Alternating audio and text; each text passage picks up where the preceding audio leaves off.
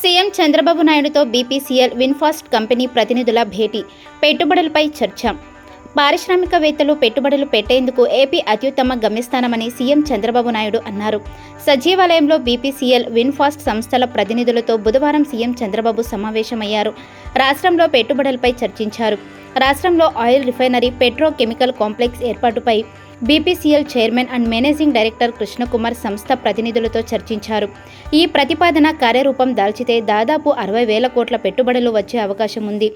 చంద్రబాబు తన ఢిల్లీ పర్యటన సందర్భంలో కేంద్ర పెద్దలతో బీపీసీఎల్ పెట్టుబడులపై చర్చించారు. వాటికి కొనసాగింపుగా నేడు బీపీసీఎల్ ప్రతినిధులతో భేటీ అయ్యారు.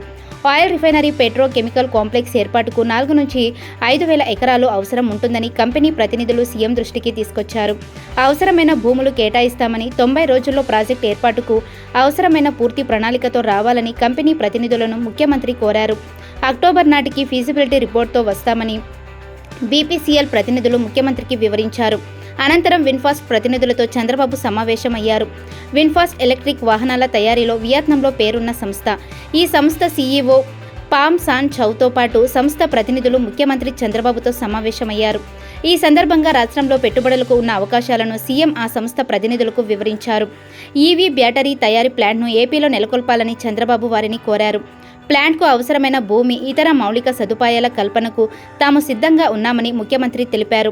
రాష్ట్ర ప్రభుత్వం తరపున అన్ని విధాలా సహకరిస్తామని, పెట్టుబడులు పెట్టాలని ఈ సందర్భంగా కోరారు.